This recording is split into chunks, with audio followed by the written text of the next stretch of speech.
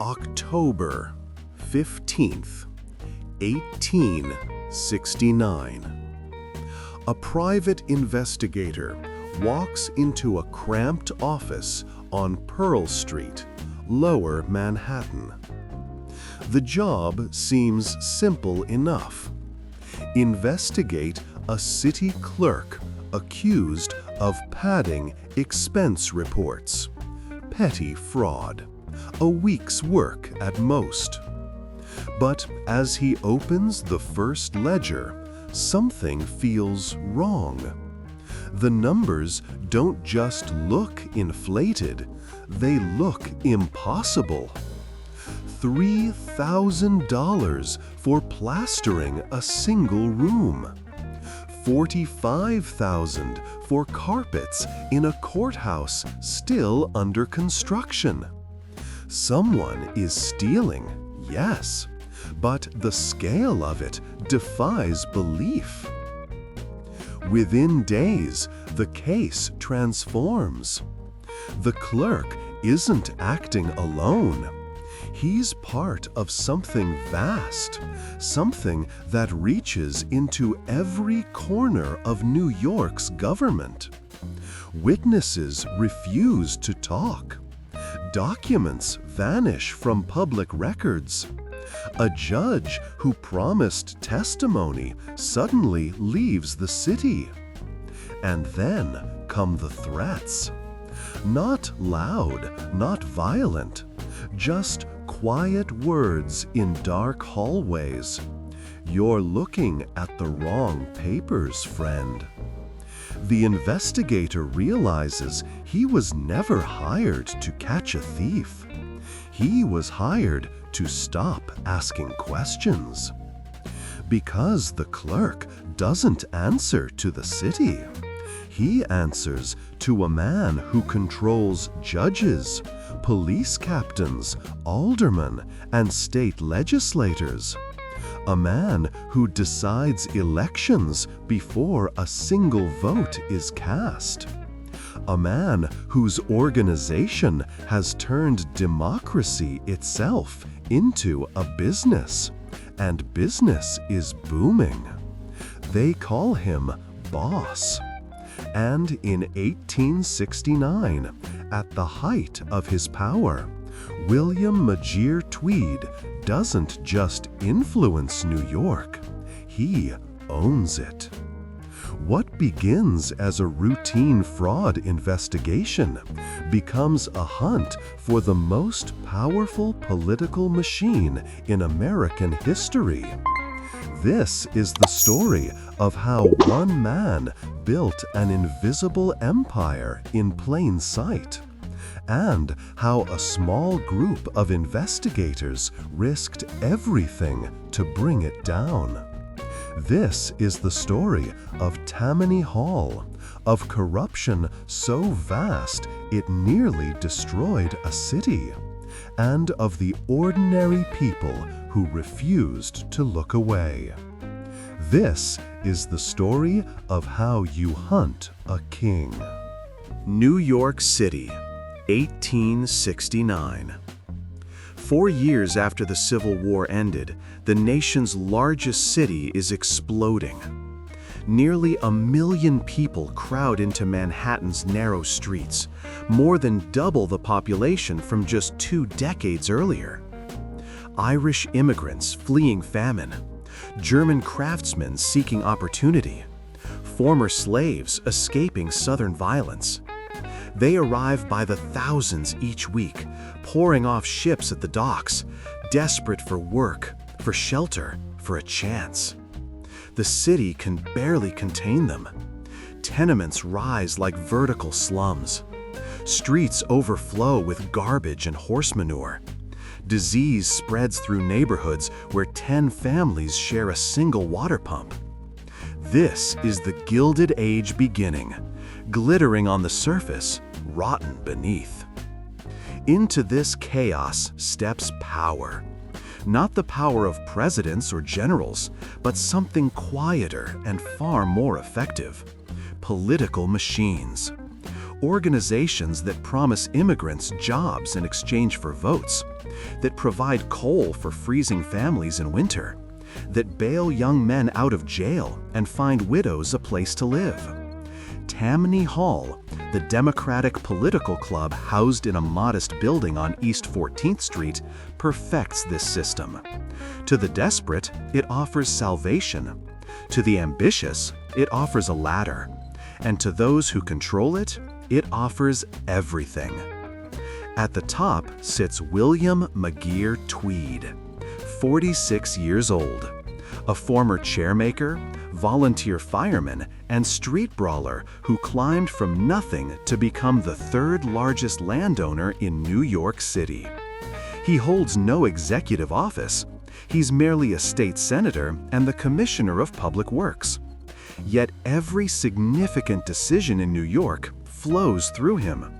He decides which contracts get approved, which judges get elected, which laws pass the legislature. His friends call him generous. His enemies call him a thief. Everyone calls him boss. But by October 1869, something is shifting.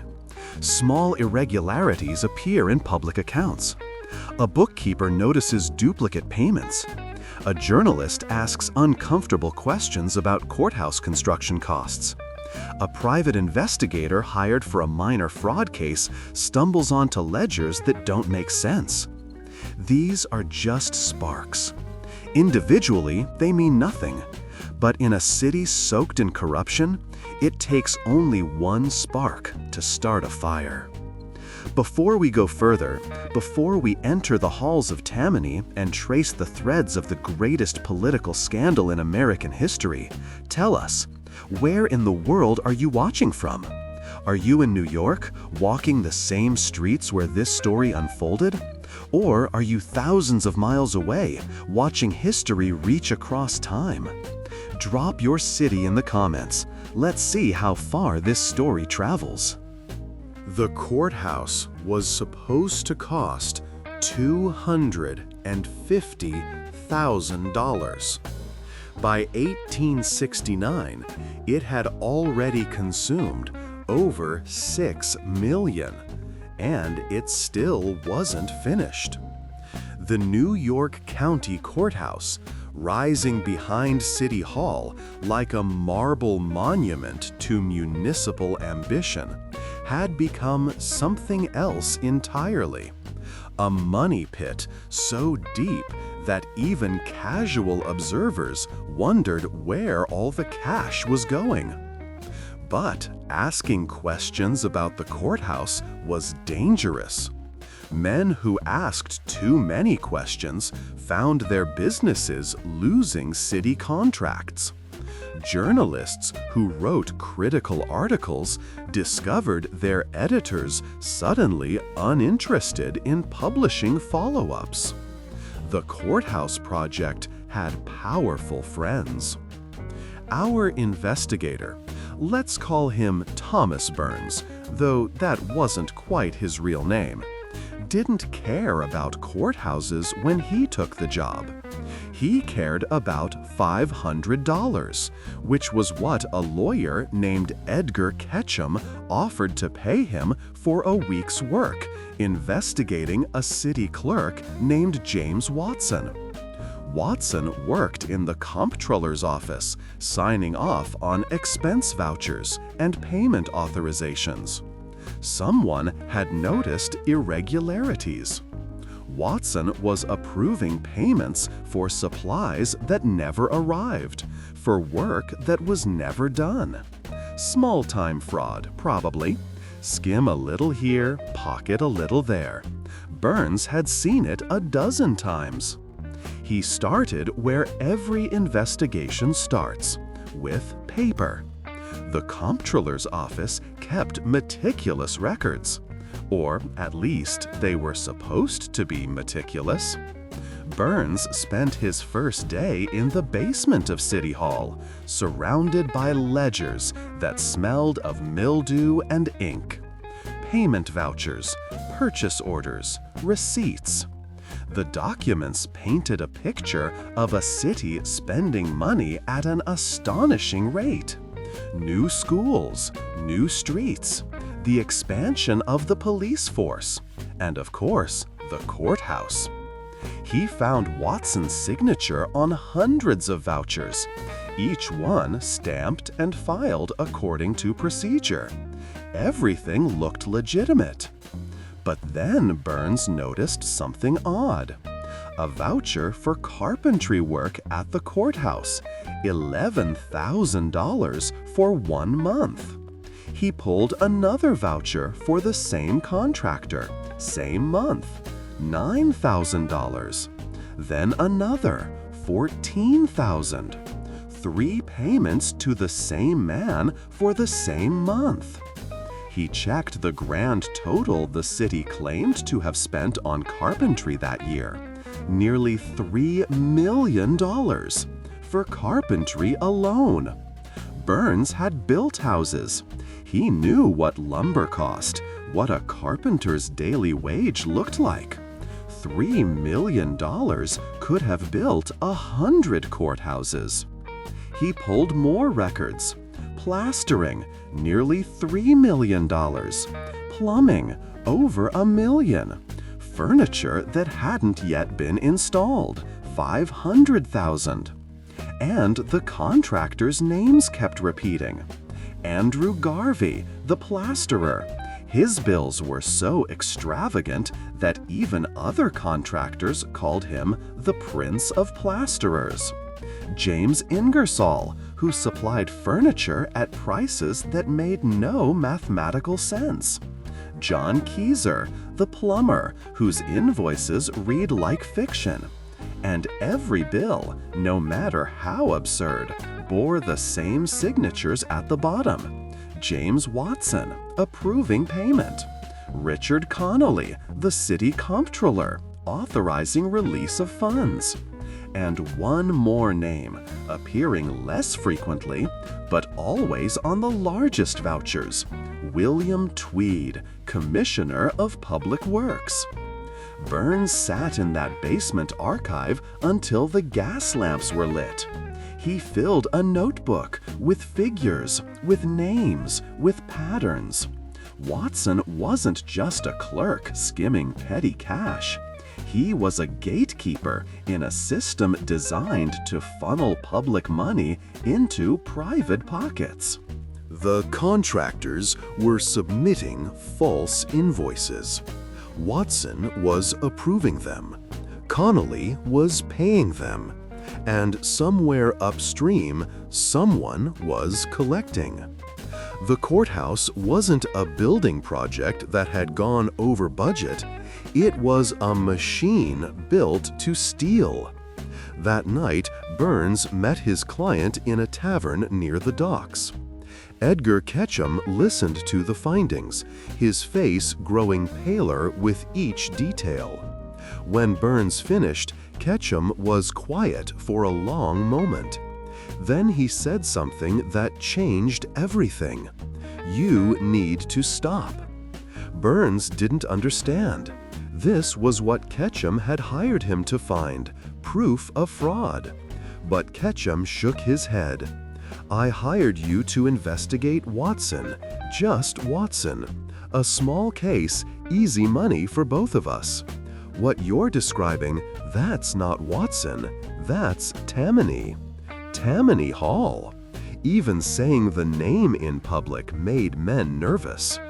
Ketchum explained what Burns was beginning to realize.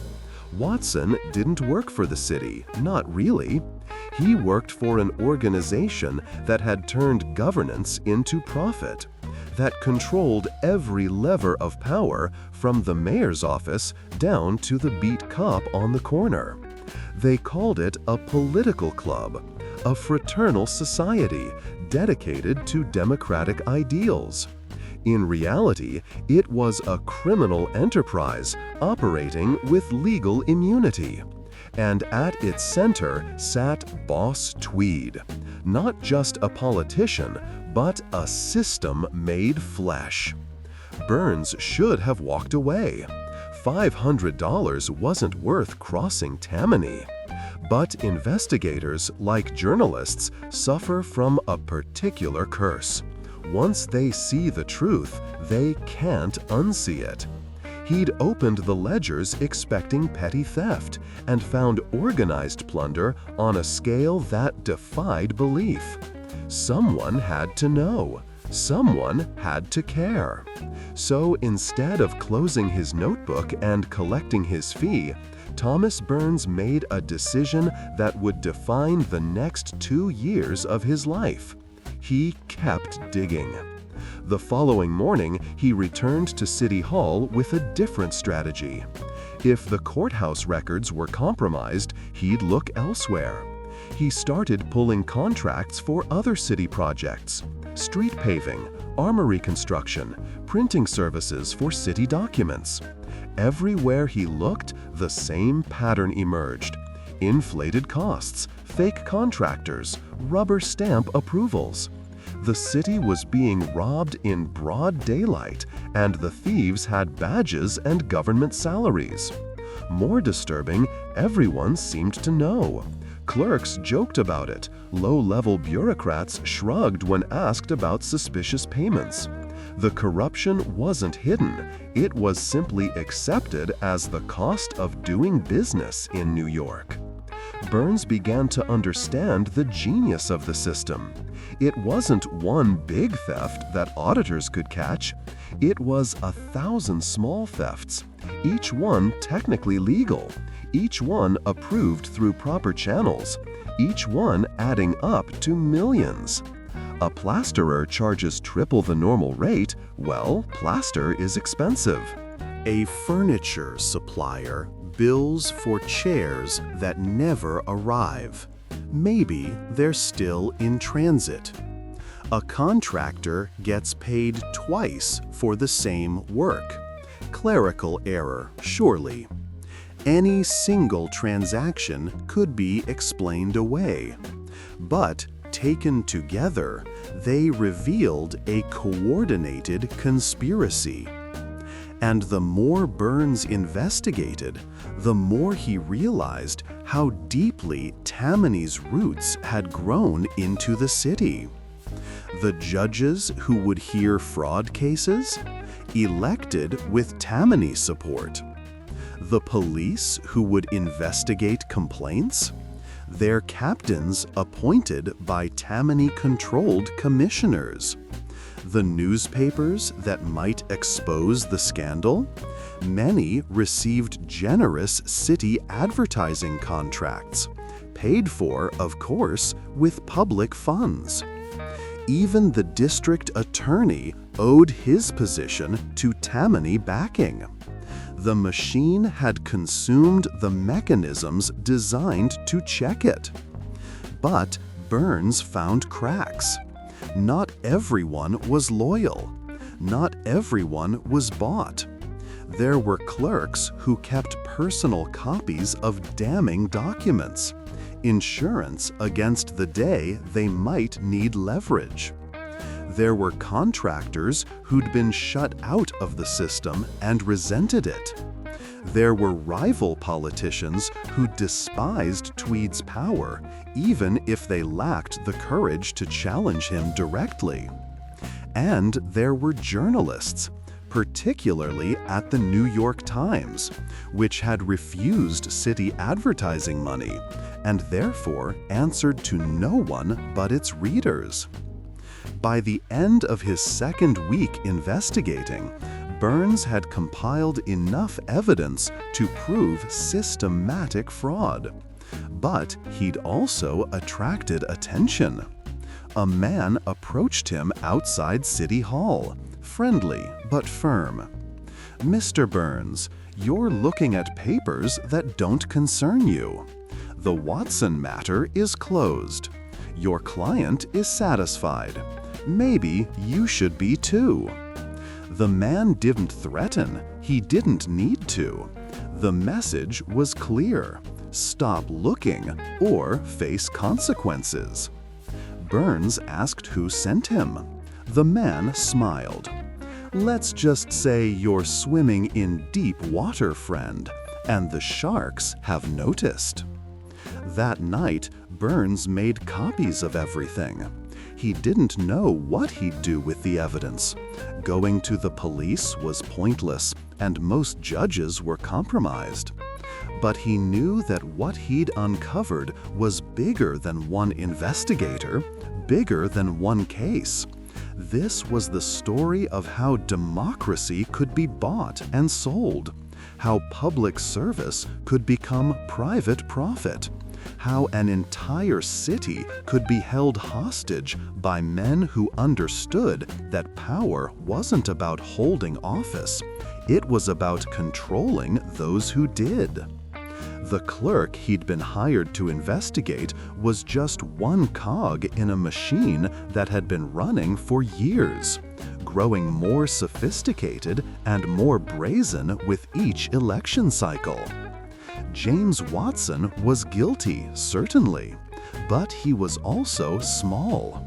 The real criminal was the system itself, and the man who'd built it brick by stolen brick into an empire that stretched from City Hall to Albany, from the docks to the mansions of Fifth Avenue. Thomas Burns had been hired to catch a clerk, but he'd stumbled into something far more dangerous. He was hunting the most powerful man in New York, and Boss Tweed didn't lose. William McGeer Tweed wasn't born powerful. He was born in 1823 on Cherry Street, in a neighborhood where Irish and German immigrants crowded into wooden tenements that caught fire with depressing regularity. His father made chairs. Young William learned the trade, working with his hands, understanding the value of a dollar because his family never had enough of them. He was a big kid, over 6 feet tall and barrel-chested by his teens. And like many big kids in rough neighborhoods, he learned to fight. Not because he enjoyed violence, but because the streets demanded it. His first taste of politics came through fire. In the 1840s, before New York had a professional fire department, competing volunteer fire companies raced to reach blazes first. Not out of pure civic duty, but because fires were social currency. The company that saved your building earned your loyalty. And loyalty in immigrant neighborhoods meant votes. Tweed joined the Americus Engine Company, number 6, known as Big Six, whose symbol was a snarling tiger. He rose to become foreman, leading his men into burning buildings and organizing them like a military unit. He learned leadership. He learned loyalty. And he learned that in New York, power came from organizing the desperate. Politics was the obvious next step. In 1850, at 27, Tweed ran for alderman and won.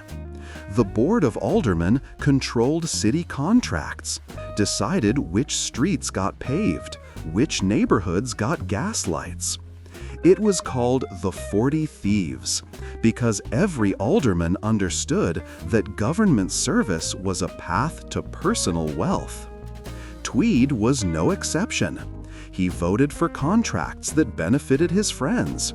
He accepted payments from businesses that wanted favors. But he was smarter than the other thieves. He understood that sustainable corruption required organization, required system. Random graft made enemies. Organized graft made allies. By 1852, he'd been elected to Congress. He served one term and hated it. Washington was too far from New York, too slow, too constrained by federal law and national attention. Real power, Tweed realized, was local. It was in the city where 1 million people needed jobs, needed housing, needed someone to solve problems that the legal system moved too slowly to address. So he came home and set his sights on Tammany Hall. Tammany had existed since 1789, founded as a fraternal organization dedicated to democratic principles, and named after a legendary Native American chief. For decades, it had been one political club among many, influential but not dominant. But by the 1850s, as immigration swelled New York's population, Tammany evolved. It became a machine for converting desperate newcomers into loyal voters. Irish immigrants fleeing famine arrived with nothing. Tammany provided. A job on a city work crew, a bucket of coal in winter, help navigating the bewildering American legal system. And in return, Tammany asked only one thing: your vote and the votes of your family. Tweed saw the genius of this system and set out to perfect it. By 1858, he'd been elected to the Tammany Hall General Committee. By 1863, he was Grand Sachem, the organization's leader. And from that position, he transformed Tammany from a political club into a government within the government. He divided the city into districts, each controlled by a ward boss who answered directly to him. These ward bosses knew every family in their territory, knew who needed work, who was behind on rent, whose son had been arrested. They solved problems, they granted favors, and they kept meticulous records of who owed Tammany loyalty.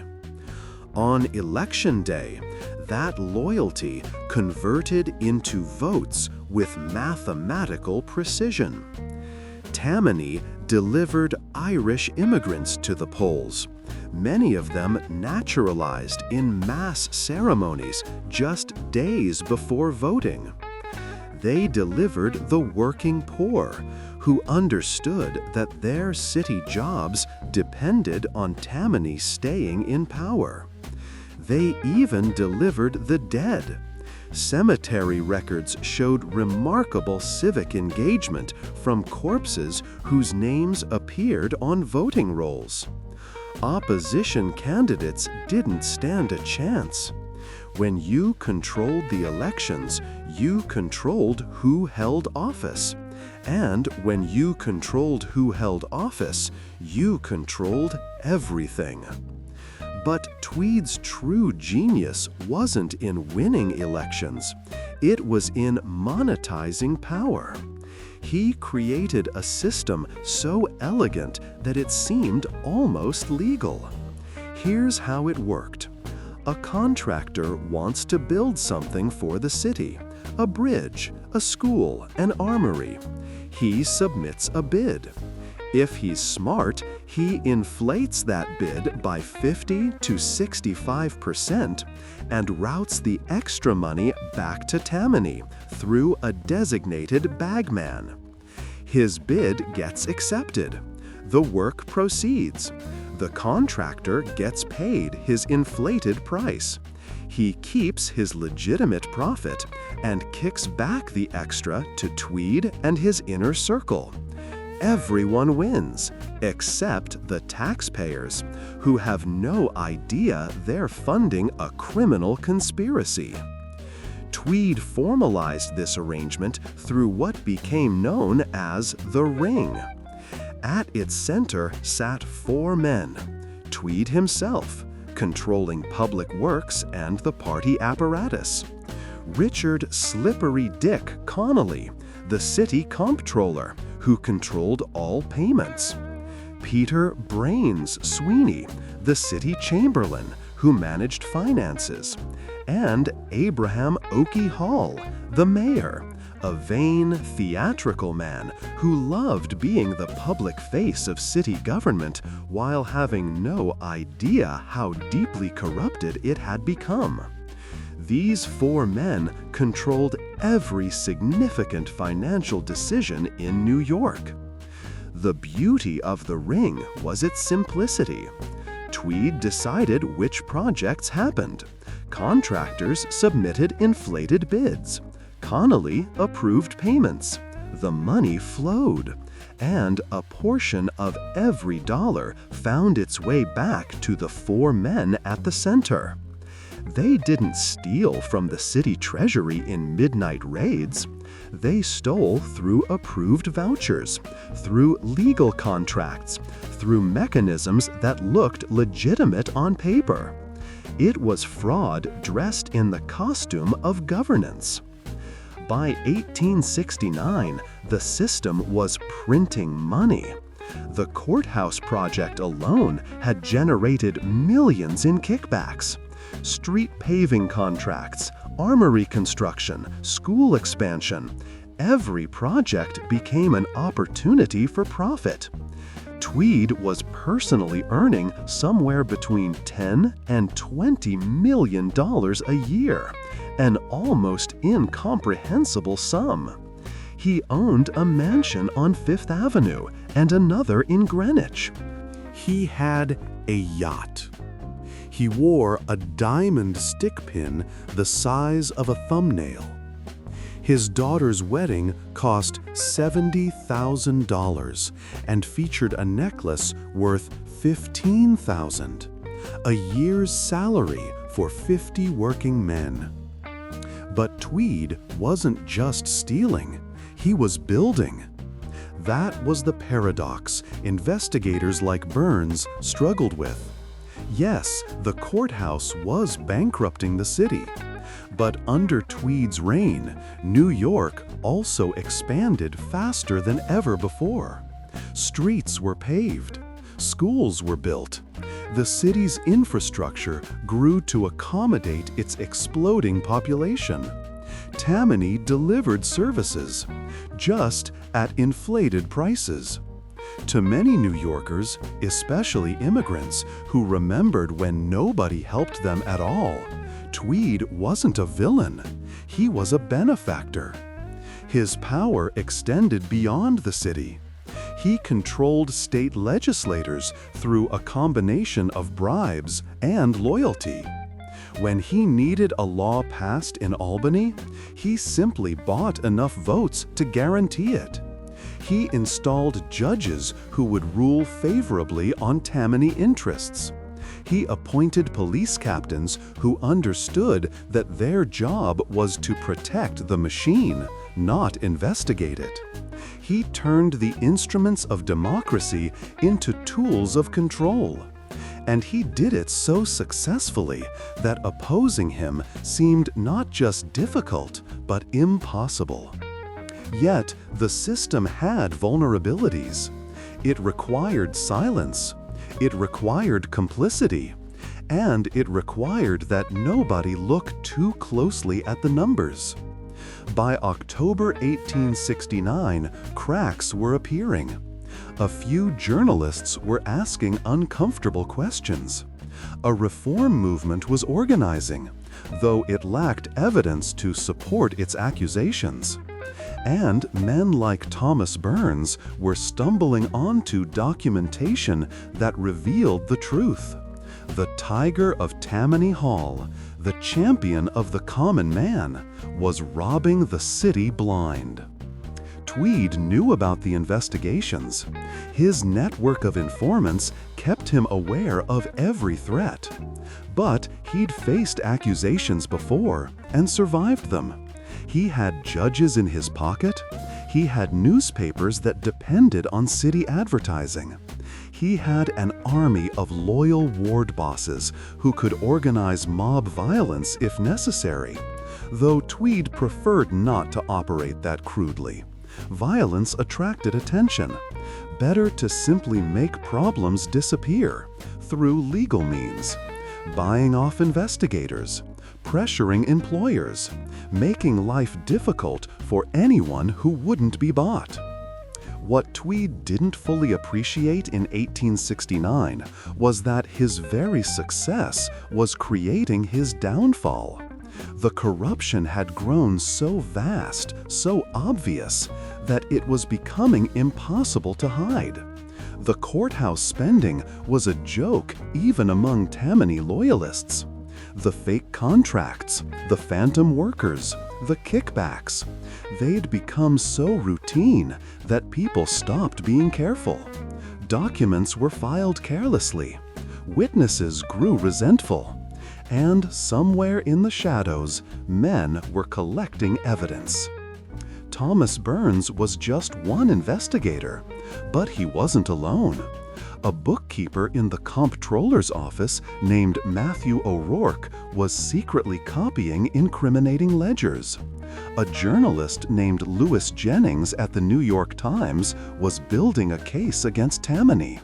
A political cartoonist named Thomas Nast was drawing devastating images that mocked Tweed and the Ring in ways that words couldn't. And most dangerously, a reformist lawyer named Samuel Tilden was quietly positioning himself to strike. They were all circling the same prey. And the prey, despite his power, despite his wealth, despite controlling the machinery of government itself, was beginning to sense what every king eventually learns. The higher you rise, the farther you have to fall.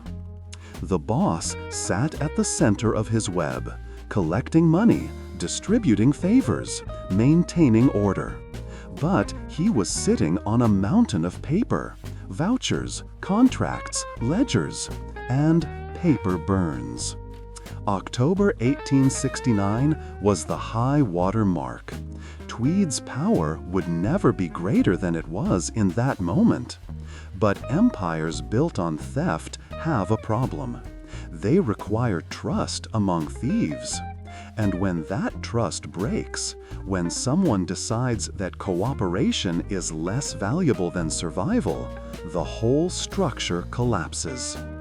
The man hired to investigate a clerk was about to become the man who helped topple a king. He just didn't know it yet. Thomas Burns needed allies. Working alone, he could document fraud, but he couldn't stop it.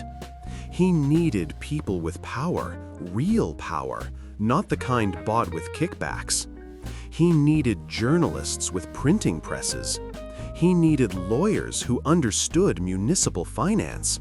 He needed reformers angry enough to risk Tammany's wrath. What he found instead was a city paralyzed by fear and complicity. His first attempt was with the police. Surely the department had honest cops, men who'd investigate evidence of systematic fraud. He approached a captain in the 6th Precinct, a man with a reputation for integrity. Burns laid out what he'd found: the false vouchers, the phantom contractors, the kickback system. The captain listened patiently, then asked a simple question: who's going to prosecute? The district attorney was a Tammany appointee. The judges were elected with Tammany support. Even if charges were filed, they'd be dismissed or buried. The captain wasn't corrupt, he was realistic. "I've got 20 years before pension," he said. "I've got a family. You're asking me to commit career suicide for a case that'll never see trial." Burns tried other police contacts with similar results. Some were bought, some were intimidated, most were simply pragmatic. Fighting Tammany meant losing your job, your connections, possibly your safety. The machine had made opposition futile, and futility breeds apathy. Why risk everything for nothing? Next, Burns approached lawyers. Surely someone in the legal profession would care about massive municipal fraud. He found a few reformers, men who'd been complaining about Tammany for years. They met in private clubs and townhouses, speaking in careful voices about corruption and civic duty. But when Burns offered them actual evidence, documents that could support prosecutions, they hesitated. "It's not enough," they said, or "we need more corroboration," or, most honestly, "we need to be sure we can win before we start." That's when Burns realized the fundamental problem. Evidence alone wasn't enough. In a city where power determined truth, having proof of corruption meant nothing if you lacked the power to act on it. And Tammany had spent years ensuring that anyone with sufficient power to threaten the machine was either bought, intimidated, or isolated. But there were journalists. And journalists, at least some of them, were immune to certain forms of pressure. The New York Times had been critical of Tammany for years. Its editor, George Jones, had refused city advertising contracts specifically to maintain independence.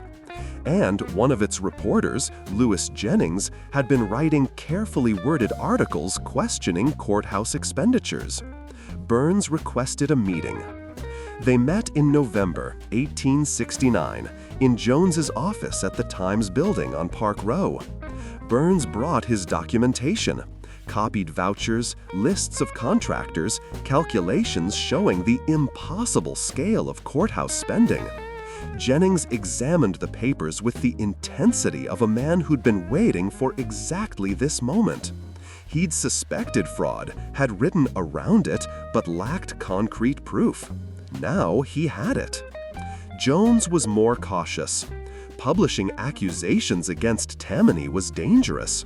The organization had destroyed newspapers before through advertising boycotts and coordinated harassment campaigns. And libel laws favored the accused. If the Times published charges that couldn't be proven in court, Tweed could sue the paper into bankruptcy. "We need more," Jones said. "We need internal documents, not copies. We need witnesses willing to testify. We need something so damning that even Tammany judges can't ignore it." Burns understood. The evidence he'd gathered proved fraud, but proving it legally and proving it journalistically were different standards. He needed someone inside the system, someone with access to original records. That's when Jennings mentioned Matthew O'Rourke. O'Rourke was a bookkeeper in the city comptroller's office. Irish immigrant, loyal Democrat. Exactly the kind of man Tammany depended on. But O'Rourke had a problem. He was honest.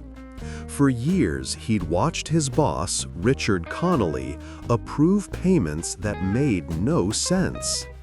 He'd stayed quiet out of fear and necessity. He had a wife, children, a mortgage. But the corruption had grown so brazen that it offended even his limited tolerance. He'd started keeping personal notes, copying suspicious documents, building his own insurance policy. Approaching O'Rourke was risky. If he reported the contact to Tammany, Burns and the Times would be exposed. But Jennings had a mutual friend, someone who could feel out O'Rourke's willingness to cooperate. The message came back carefully worded but clear. O'Rourke would meet, but only if they guaranteed protection. Protection the Times couldn't guarantee, but promised anyway. They met in December, in a church basement in Brooklyn, far from Tammany's usual haunts. O'Rourke was nervous, sweating despite the winter cold. He'd brought a leather satchel containing ledger copies, original vouchers he'd quietly removed from files, and his own handwritten notes documenting years of irregular payments. It was everything Burns needed, and everything Tammany would kill to keep hidden. "Why now?" Burns asked. O'Rourke's answer was simple. My oldest boy asked me what I do at work, and I realized I couldn't tell him, not truthfully. I'm stealing from the city, not for myself, but I'm part of it. Every paper I file, every payment I process, I'm helping them rob people who can't afford to be robbed. I can't look at my son anymore without feeling ashamed. The documents O'Rourke provided were devastating. They showed the complete financial architecture of the ring's operation. Specific amounts paid to specific contractors. The percentage splits between Tweed, Connolly, Sweeney, and Hall. False identities used to create phantom companies. Payment schedules that tracked directly to political events. Big payouts following successful elections. Smaller distributions during quiet periods. It was a criminal enterprise documented with the precision of a legitimate business. But publishing this material was dangerous. O'Rourke would be identified immediately. Only a handful of people had access to these documents. His career would end. His family would be targeted.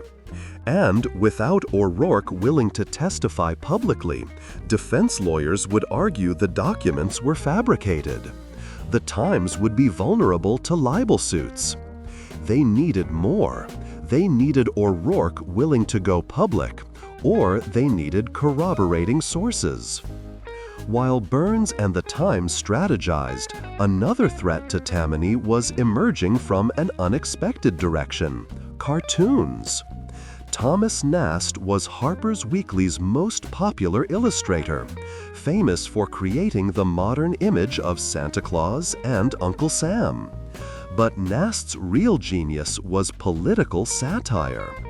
His drawings were brutal, mocking, impossible to ignore. And in 1869, he'd started drawing Tweed. Nast's cartoons cut deeper than written articles because they required no literacy.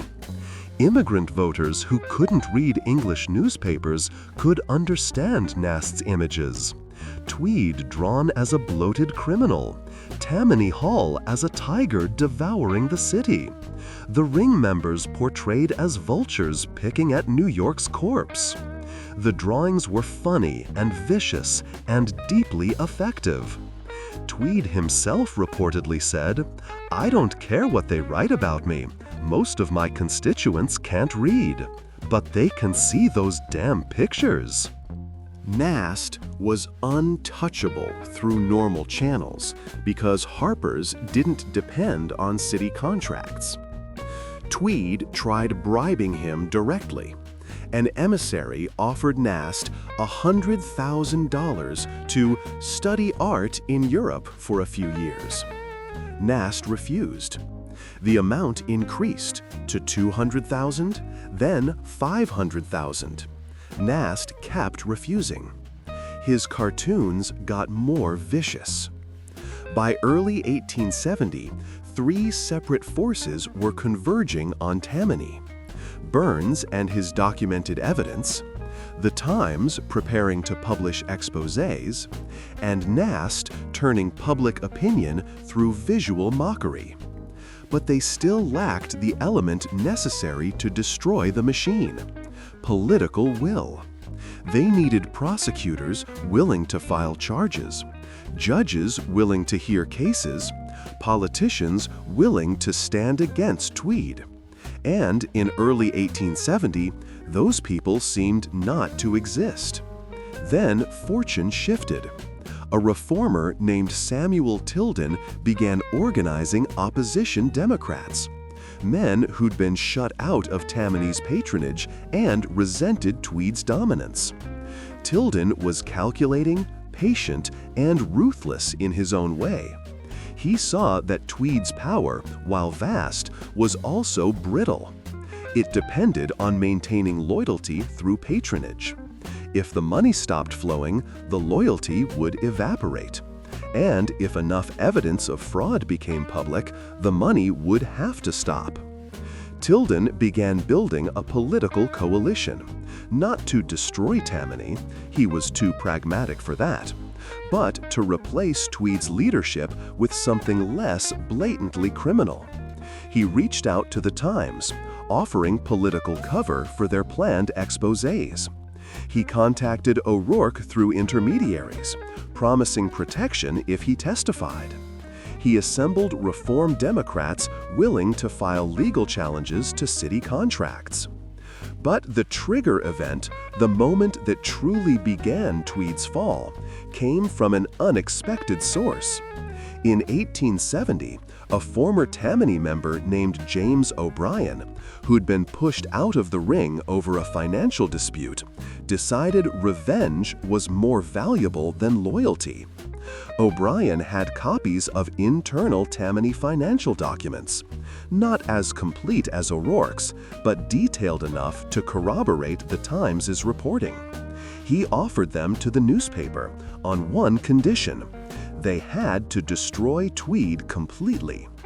With O'Brien's documents added to O'Rourke's ledgers and Burns's investigation, the Times finally had enough. In July 1871, they began publishing. The articles were front page, detailed, and specific. They named contractors. They listed kickback amounts. They documented the exact mechanisms of fraud. And they were irrefutable because they cited actual city records. The public reaction was immediate. Even Tammany loyalists couldn't defend spending $45,000 on carpets that never arrived. Even corrupt judges couldn't explain $11 million spent on a courthouse that remained unfinished. The machine had stolen so much, so openly, that denial was impossible. Tweed tried to fight back. He dismissed the articles as partisan attacks. He filed libel suits. He had friendly newspapers publish rebuttals. But Nast's cartoons kept appearing, each one more devastating than the last. And reform politicians, sensing vulnerability, began calling for investigations, real investigations by state authorities, out Tammany's control. By September 1871, massive public rallies were demanding prosecution. The ring was collapsing. Connolly, sensing the end, turned state's evidence. Sweeney fled to Europe. Mayor Hall proclaimed ignorance of everything, a claim nobody believed but couldn't quite disprove. And Tweed, the boss who'd controlled New York for over a decade, was arrested. Thomas Burns had started by investigating a clerk. He'd ended up helping dismantle the most powerful political machine in American history. But the case that began in October 1869 with suspicious vouchers wouldn't truly end until Tweed faced justice. And justice, even for exposed criminals, moves slowly when wealth and influence remain. William Tweed was arrested on December 16, 1871, charged with forgery and grand larceny. The man who'd controlled judges now stood before one. The man who'd decided elections now faced prosecution. But even in arrest, Tweed remained formidable.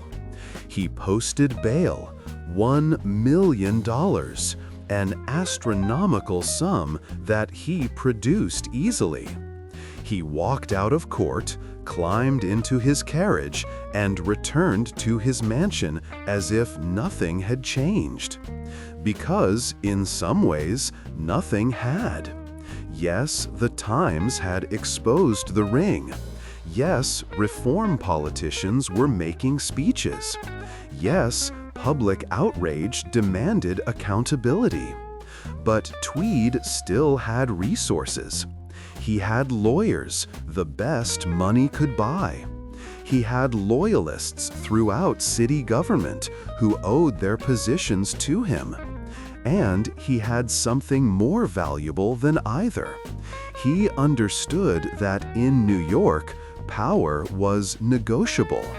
Everything could be bought. Everyone had a price. His strategy was delay and attrition.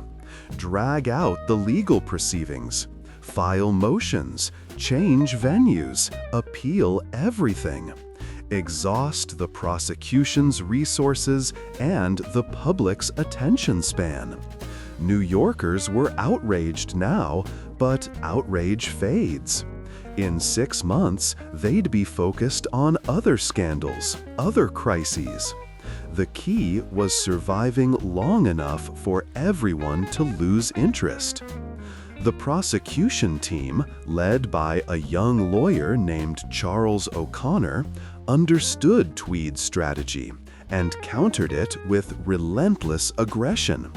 They filed charges not just against Tweed, but against everyone connected to the ring. They seized financial records. They interviewed hundreds of witnesses.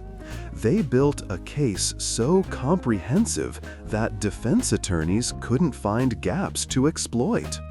And they made sure the press covered every development, keeping public attention focused on the trial. Thomas Burns, the investigator whose work had started the avalanche, found himself suddenly famous. Newspapers interviewed him. Reform groups invited him to speak. But Burns understood that fame was dangerous. Tammany was wounded, not dead. Ward bosses still controlled neighborhoods. Police captains still answered to old loyalties. Men who'd helped bring down the ring were targets for revenge. Not theatrical violence, but quiet retaliation. Jobs lost, businesses failing, accidents that weren't quite accidents. Burns left New York in early 1872, quietly, taking his family to Philadelphia. He'd done what few men could. He'd stood against the machine and survived. But survival required knowing when to disappear. He'd started as a hired investigator, chasing a clerk. He'd ended as a witness against a king. That was enough. The trial itself began in January 1883, after more than a year of legal maneuvering. The courtroom was packed daily with journalists, reformers, and curious citizens who wanted to see the boss in person. Tweed sat at the defense table, still imposing, despite the circumstances. He dressed well. He showed no fear. He acted like a man who expected to walk free, because he'd always walked free before. The prosecution's case was methodical and overwhelming. They presented ledgers showing false payments. They called contractors who admitted to kickback schemes. They displayed vouchers that proved systematic fraud. O'Rourke testified, describing in precise detail how payments were processed, how false documents were created, how the ring divided profits. His testimony was devastating because it was boring. Just facts, numbers, procedures, no drama, no embellishment, just the mundane mechanics of theft. The defense strategy was equally straightforward: deny everything. Tweed's lawyers argued that he'd signed documents without reading them, that he'd trusted subordinates who betrayed him, that the real criminals were the contractors who'd submitted false bills. They portrayed Tweed as a victim of his own generosity, a man who'd tried to improve New York but had been taken advantage of by cunning criminals. It was a weak argument, but it only needed to convince one juror. The trial lasted 2 months. The jury deliberated for 3 days. When they returned, the verdict was split on most charges, but unanimous on one: guilty of corruption and fraud. Tweed's face showed nothing. He'd gambled and lost, but the game wasn't over. His lawyers immediately filed appeals. Tweed remained free on bail, still confident that money could solve problems the law had created. But something had shifted in New York. The trial had been too public, the evidence too clear. Reform politicians, sensing opportunity, began dismantling Tammany's power structure. They replaced corrupt judges. They investigated police captains. They audited city contracts. The machine that Tweed built was being methodically destroyed. In November 1873, after appeals failed, Tweed was sentenced to 12 years in prison and fined $12,000. It was a surprisingly light sentence, given the scale of theft. Prosecutors estimated he'd stolen between $25 and $45 million. But even light sentences counted as victory for reformers. Boss Tweed, the man who'd owned New York, was going to prison. He served a year in the Tombs, New York's notorious jail, though his cell was more like a hotel room: furniture, visitors, decent food. Even in prison, influence mattered. Then his lawyers found a legal technicality. A court ruled that he'd been charged improperly, that he couldn't be prosecuted for crimes committed before a certain date. Tweed was released in January 1875. His freedom lasted less than a day. The moment he walked out of the Tombs, he was arrested again, this time on civil charges. The city was suing to recover stolen funds, demanding $6 million in restitution. Tweed couldn't post bail for civil charges. He went back to prison, this time to Ludlow Street Jail. But Ludlow Street wasn't the Tombs. Security was lighter, guards were friendlier, and Tweed still had money, still had loyalists. In December 1875, during a supposedly supervised visit to his home, Tweed simply walked out the door and disappeared. He escaped. For a man as recognizable as Boss Tweed, 6 feet tall, nearly 300 pounds, with a distinctive gray beard, hiding was difficult. He made it to Florida, then Cuba, then Spain. But Thomas Nast's cartoons had made him famous internationally. A Spanish official recognized him from a Nast drawing and arrested him. Tweed was extradited, returned to New York, and locked in a cell that wouldn't allow escape. This time, there was no bail, no light security, no sympathetic guards. Tweed sat in Ludlow Street Jail while his empire continued crumbling outside. Tammany Hall still existed. It would survive in various forms until the 1960s. But the organization Tweed built was gone. His allies had fled or turned state's evidence. His fortune had been seized. His reputation was destroyed. He offered to testify against other Tammany members in exchange for release. He offered to reveal where money was hidden. He offered everything he had, but prosecutors weren't interested. They wanted Tweed to serve as an example, a warning to future corrupt officials. His cooperation couldn't buy freedom anymore. William Tweed died in prison on April 12, 1878, at age 55. Pneumonia, officially.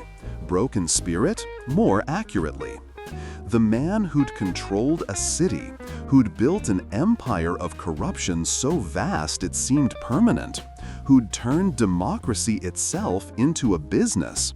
That man died in a jail cell, his power gone, his legacy reduced to a cautionary tale. But the story wasn't really about Tweed.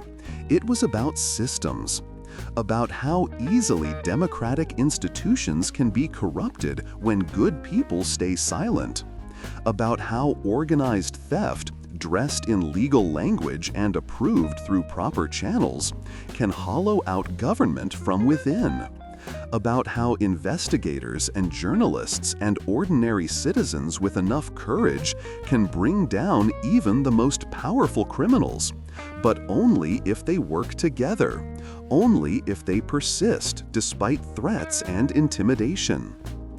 Thomas Burns had been hired to investigate a clerk in October 1869.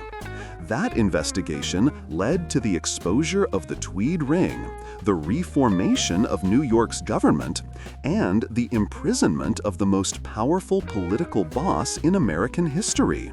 The case that seemed small grew into something transformative, not because one investigator was particularly brilliant, but because corruption eventually grows too large to hide.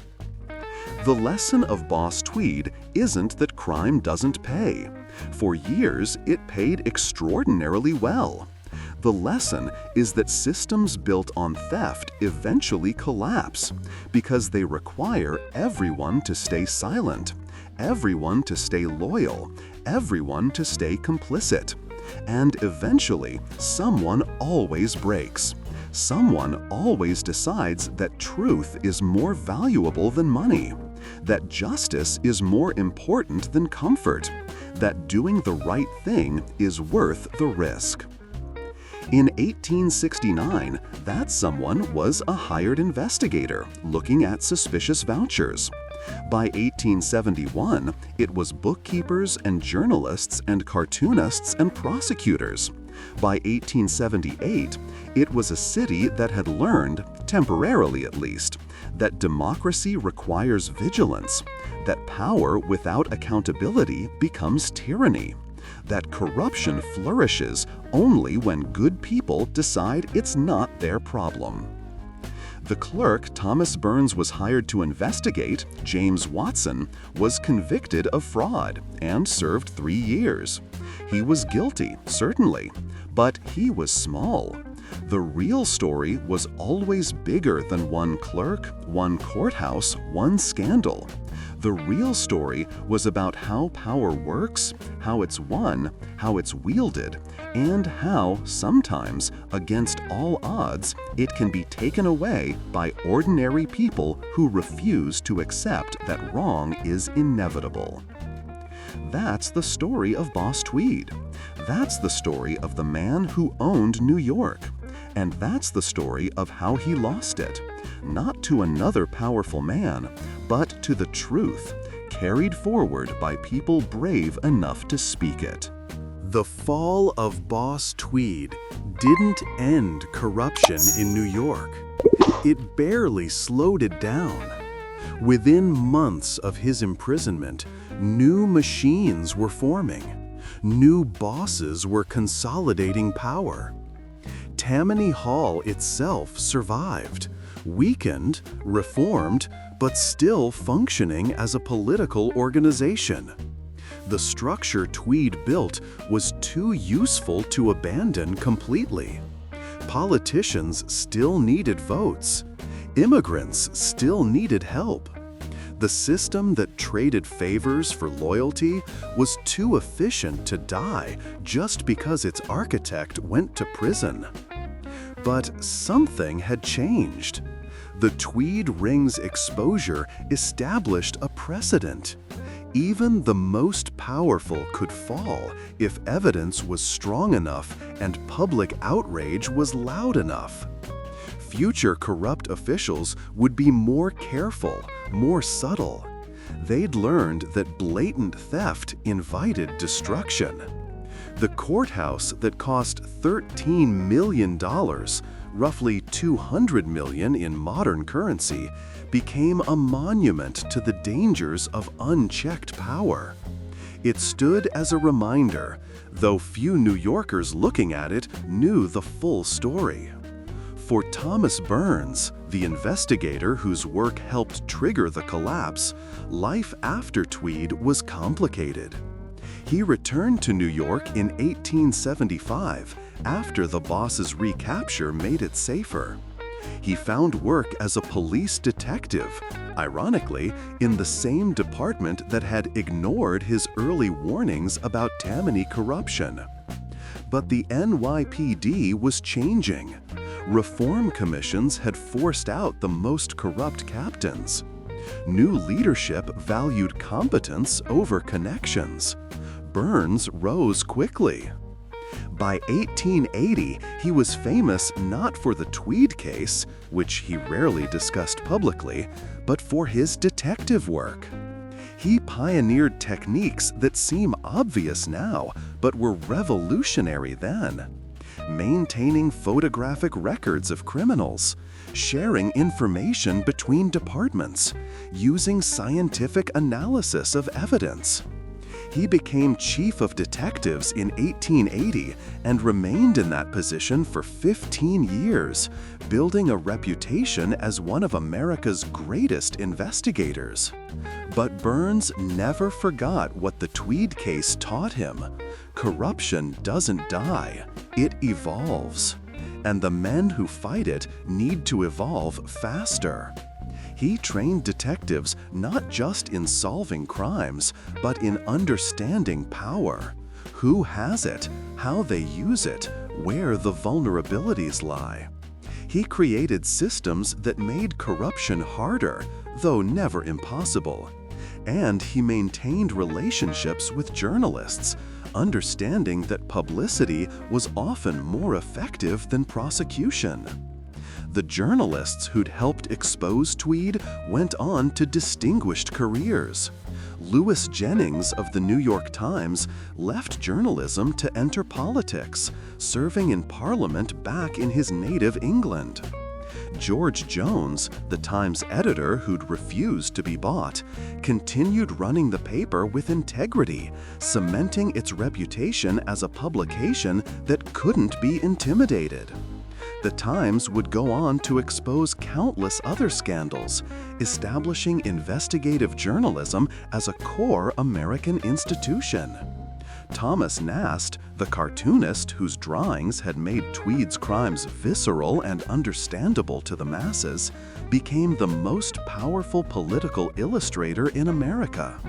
His work helped create the modern political cartoon, visual commentary that could influence elections and shape public opinion. Harper's Weekly paid him enormous sums, understanding that Nast's pen was worth more than most journalists' words. He continued drawing until his death in 1902, never losing his savage eye for hypocrisy and corruption. Matthew O'Rourke, the bookkeeper who'd risked everything to provide evidence, lived quietly after the trial. He never worked in government again. No city agency would hire someone who'd betrayed his boss, even if that boss was a criminal. He found work as a private accountant, keeping the books for small businesses, living in Brooklyn, raising his children. History barely remembers him, but without his courage, the Tweed ring might have survived years longer. Samuel Tilden, the Reform Democrat who'd helped coordinate the political assault on Tammany, became governor of New York in 1874, campaigning on his role in destroying the ring. He ran for president in 1876 and arguably won. He captured the popular vote, but lost the Electoral College in one of the most disputed elections in American history. The corruption he'd fought against in New York existed at national levels too, and it cost him the presidency. The city itself changed profoundly. The reform movements triggered by Tweed's fall led to new city charters, new oversight mechanisms, new laws designed to prevent future rings from forming. Some worked, some didn't. Corruption proved remarkably adaptable. But for several decades, New York's government operated with greater transparency than before. The courthouse eventually opened, 15 years late and $10 million over budget, but still a functional building. The money Tweed stole was never fully recovered. Prosecutors seized what they could find: properties, bank accounts, investments, but most had been spent or hidden too well. Tweed went to his grave insisting he'd stolen far less than accused, that the ring's profits had been exaggerated, that he'd been made a scapegoat for systemic corruption. He was lying, but the lie contained a truth. He wasn't the only criminal. He was just the one who got caught. His legacy is complicated. To reformers, he embodied everything wrong with machine politics: the cynicism, the theft, the betrayal of public trust. But to Tammany loyalists and the immigrant communities Tammany served, Tweed was more nuanced. Yes, he stole, but he also delivered. Streets got paved in poor neighborhoods. Jobs were provided to desperate men. When someone's child died and the family couldn't afford a funeral, Tammany paid. When tenements burned and families lost everything, Tammany found them housing. This is the uncomfortable reality of political machines. They worked. Not justly, not honestly, but effectively. They solved problems that the legal system moved too slowly to address. They gave power to immigrants who'd been powerless, gave voice to communities ignored by respectable society. The price was corruption, but to people who'd never had power before, the corruption seemed like a reasonable trade. Modern political scientists study Tweed not as a cartoon villain, but as a case study in how democracy fails and adapts. His ring thrived because legal systems couldn't serve a rapidly growing, diverse urban population. Government institutions designed for smaller, more homogeneous communities couldn't handle the complexity of 1860s New York. Into that gap stepped Tammany. Corrupt, yes, but also functional in ways official government wasn't. The lesson isn't that corruption is good. It's that corruption fills voids created by inadequate institutions. When legal systems fail to serve people's needs, illegal systems emerge. The way to prevent future Tweeds isn't just better oversight, though that helps, but better, more responsive governance that actually solves the problems machines exploited. New York learned this lesson slowly. The city continued struggling with corruption for decades. Tammany Hall remained influential through the 1930s. Other machines emerged in other cities: Chicago, Philadelphia, Boston, each operating on principles Tweed had perfected. Some lasted until the 1960s and 70s. Machine politics, it turned out, was a phase most American cities had to pass through before developing more modern, transparent systems. But they did pass through it, eventually. And part of what killed machine politics was the precedent set by Tweed's prosecution. His fall proved that bosses weren't untouchable, that corruption could be exposed and punished, that ordinary citizens, journalists, investigators, bookkeepers could challenge even the most powerful criminals. Every subsequent machine boss operated in Tweed's shadow, knowing that the same combination of investigation, publicity, and prosecution that destroyed him could destroy them too. The courthouse still stands in downtown Manhattan, now known as the Tweed Courthouse, despite Tweed never working there. It's a beautiful building, actually, stunning architecture, careful craftsmanship. Visitors walk through its halls and admire the marble, rarely knowing that every dollar spent on that marble was stolen, that the building beneath their feet was constructed with fraud. It's a strange memorial, a monument to both corruption and the forces that eventually stopped it. Thomas Burns retired from the police department in 1895 after 30 years of service. He died in 1910 at age 77, having lived long enough to see New York transform from the chaotic, corrupt city of the 1860s into something more ordered, more honest, though never perfect. He never wrote a memoir.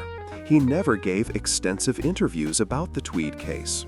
He seems to have believed that the work spoke for itself, that investigators shouldn't seek fame, that doing the job was enough. In his later years, younger detectives would ask him about the Boss Tweed case, about how he'd had the courage to investigate such a powerful man. His answer was always the same. I didn't investigate Boss Tweed. I investigated a clerk. The rest just followed from there. It was a modest answer, perhaps too modest, but it contained a truth about how change happens. You don't start by deciding to topple empires. You start by doing the job in front of you, investigating a clerk, checking some numbers, following where evidence leads. And sometimes, if you're persistent and lucky and brave, that small job becomes something larger. The clerk leads to the contractor. The contractor leads to the system. The system leads to the men at the top. You don't hunt kings intentionally. You just refuse to stop hunting. That's the real lesson of the Tweed Ring. That's what echoes across the century and a half since Boss Tweed walked free on bail, confident that money could solve any problem. He was wrong. Money can solve most problems, can buy most people, can delay most consequences. But eventually, if enough people care about truth more than comfort, if enough people value justice over safety, if enough people simply refuse to stop looking, eventually, even kings fall. The clerk Thomas Burns was hired to investigate in October 1869 was small. The case was supposed to be simple. But corruption is never really small, and cases are never really simple.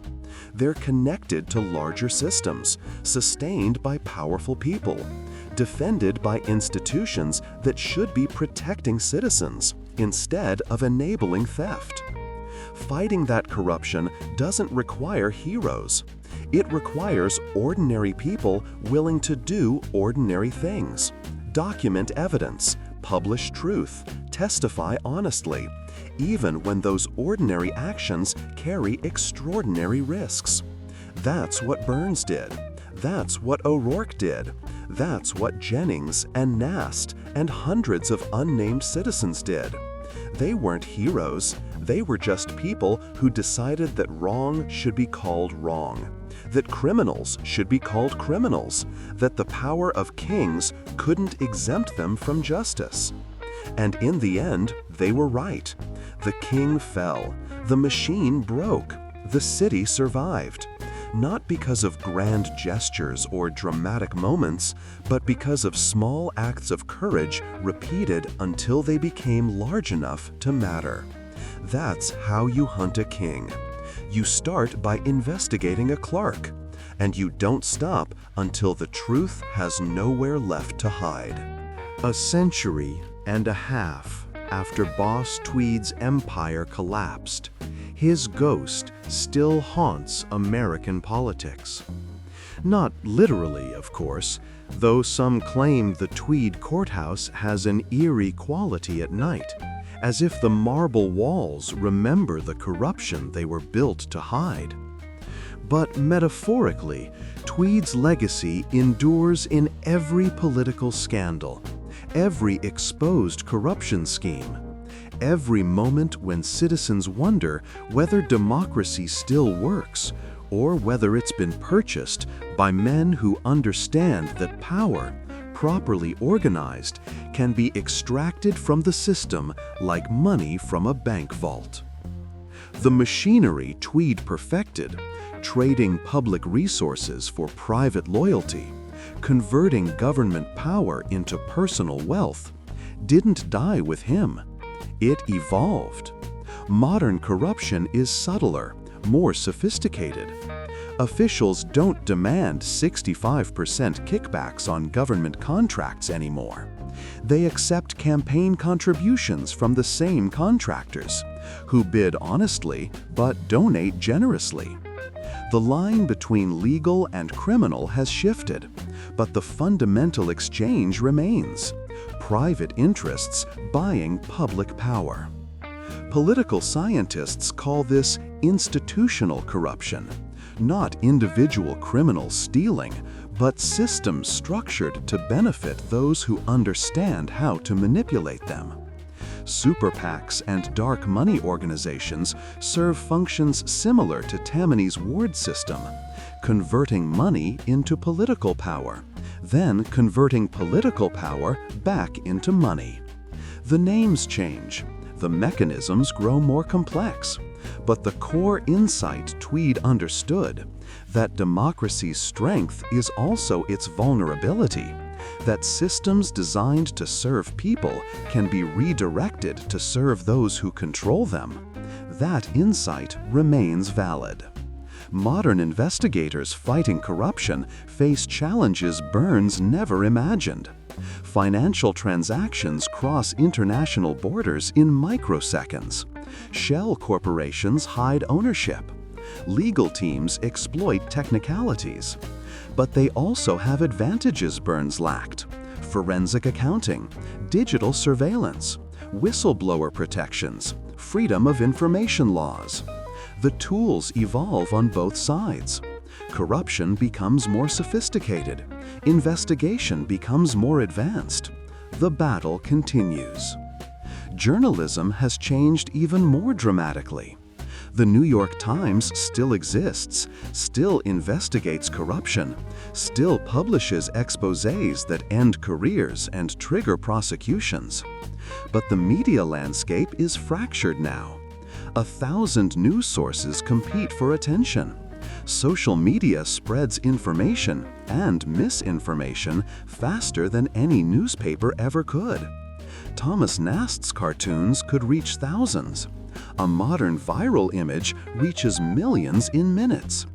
The power to influence public opinion has been democratized, which creates both opportunities and dangers. Because if Nast's cartoons could destroy Tweed, modern misinformation can destroy the innocent as easily as it exposes the guilty. The same tools that help investigators share evidence help criminals spread lies. The transparency that weakens corruption also enables character assassination. Every tool can cut both ways. Yet some things haven't changed. Corruption still requires silence. It still requires complicity. And it still collapses when enough people decide truth matters more than comfort. The mechanics evolve, but the fundamental dynamics remain. That's why Tweed's story still matters, not as history, but as template. The specifics differ, but the pattern repeats. Modern cities don't have single bosses controlling everything.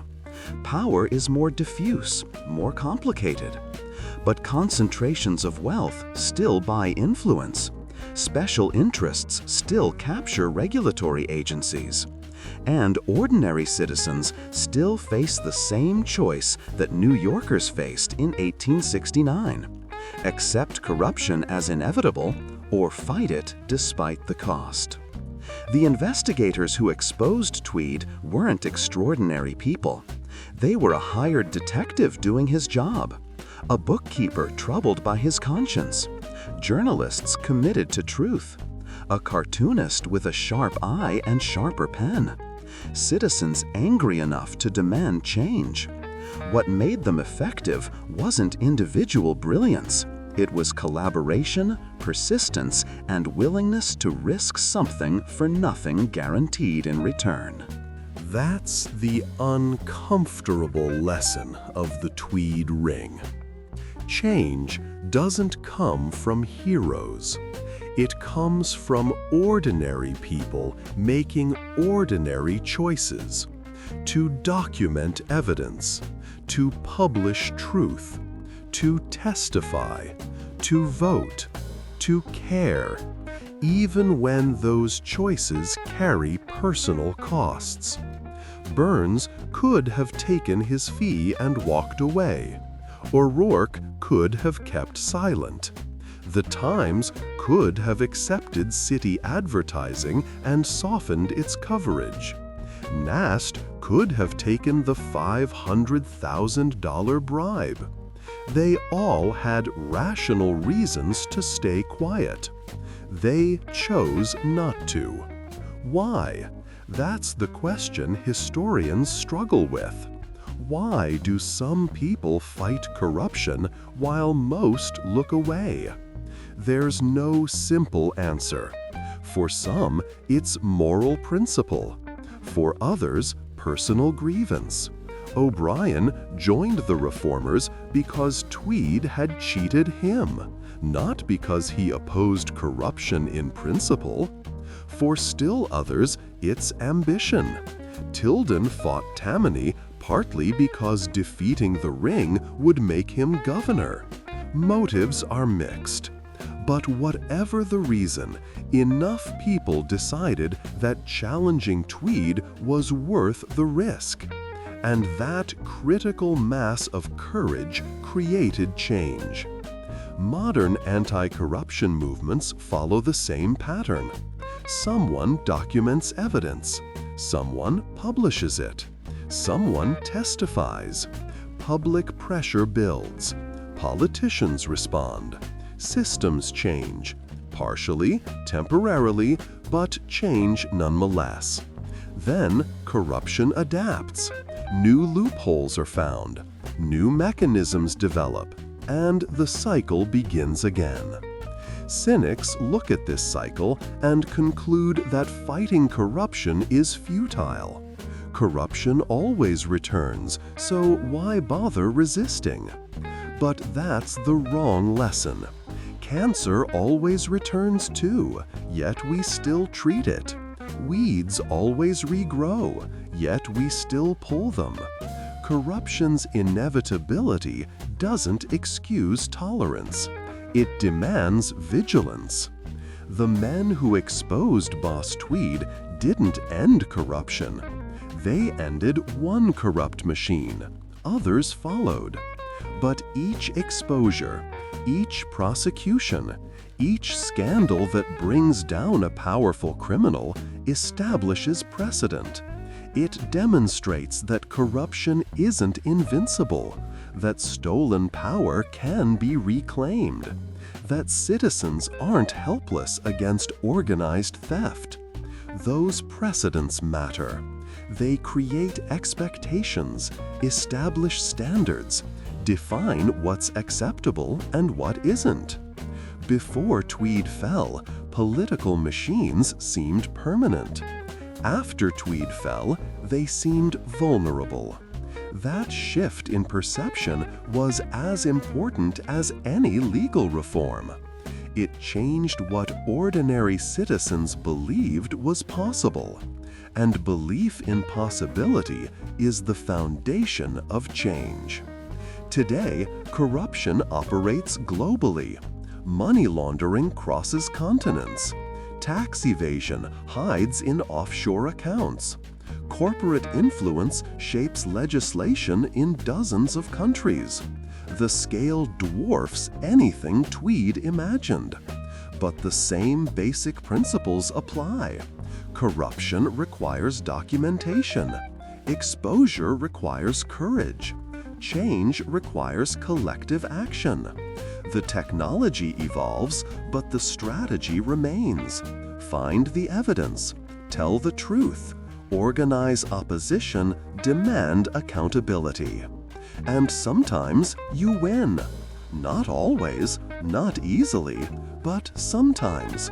The Panama Papers exposed global tax evasion. The #MeToo movement toppled powerful predators. Watergate ended a presidency. Each success proved that concentrated power can be challenged, that corruption can be exposed, that ordinary people organizing collectively can defeat extraordinary criminals. Boss Tweed would recognize the dynamics. He'd understand modern corruption's mechanisms, would probably admire their sophistication. But he'd also recognize his own vulnerability reflected in modern scandals. Because what killed him, documentation, publicity, prosecutorial persistence, public outrage, still kills corrupt officials today. The weapons that destroyed the Tweed Ring in 1871 remain effective in 2025. That's simultaneously hopeful and depressing.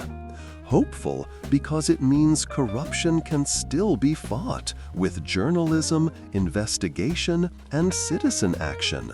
Depressing because it means we're still fighting the same battles, still facing the same temptations, still vulnerable to the same manipulations that made the Tweed Ring possible. But perhaps that's simply the human condition. Every generation faces the choice between convenience and justice, between comfort and truth, between looking away and speaking up. Some choose wisely, some don't.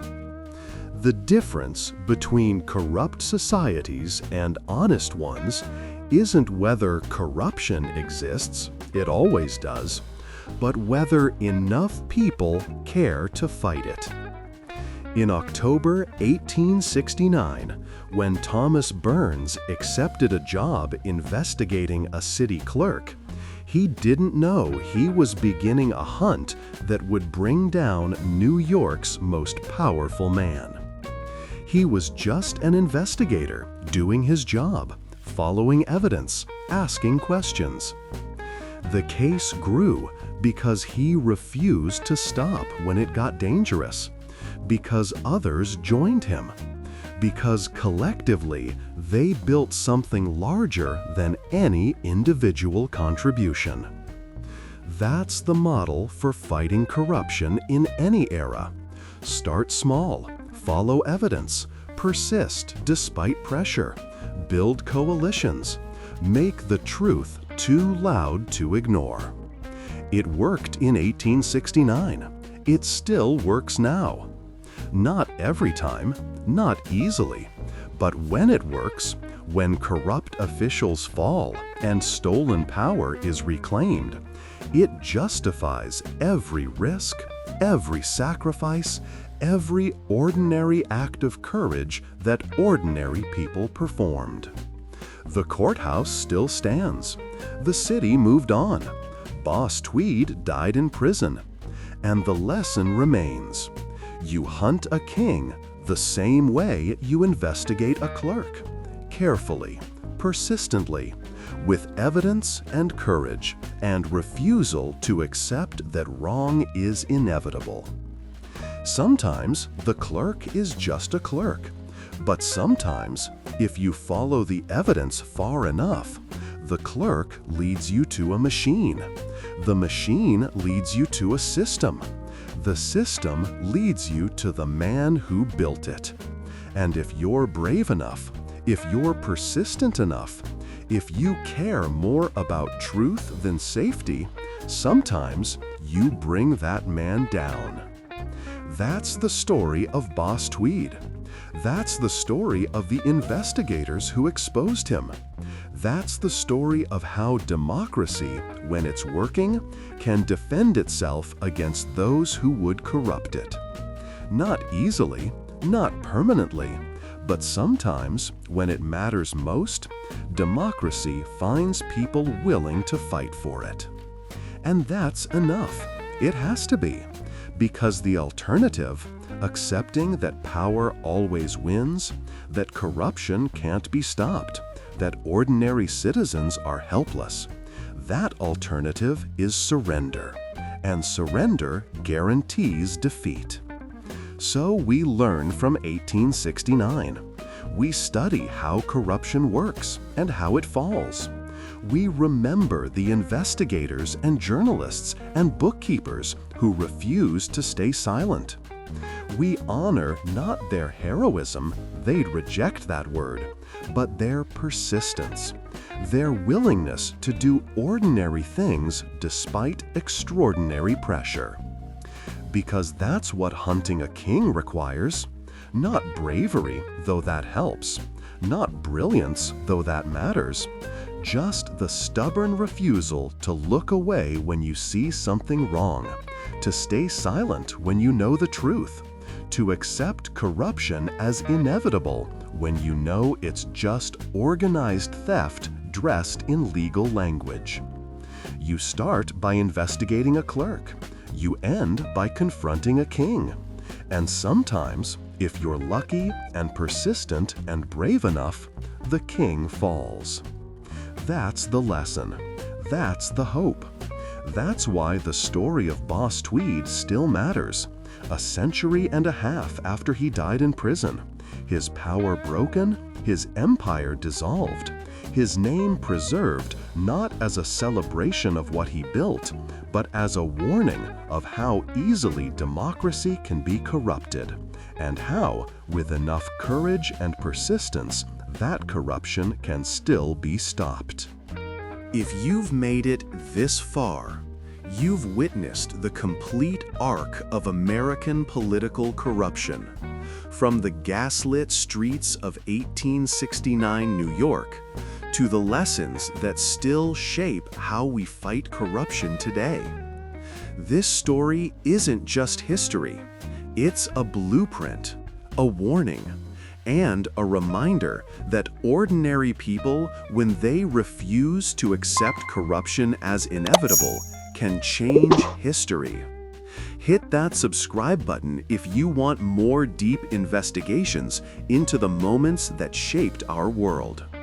Drop a like if this story made you think differently about power, corruption, or the courage it takes to challenge it. And in the comments, tell us, what modern Boss Tweed do you see operating today? Where is power being corrupted in plain sight? Let's talk about it. Because the story of how you hunt a king never really ends. It just waits for the next person brave enough to start investigating the clerk.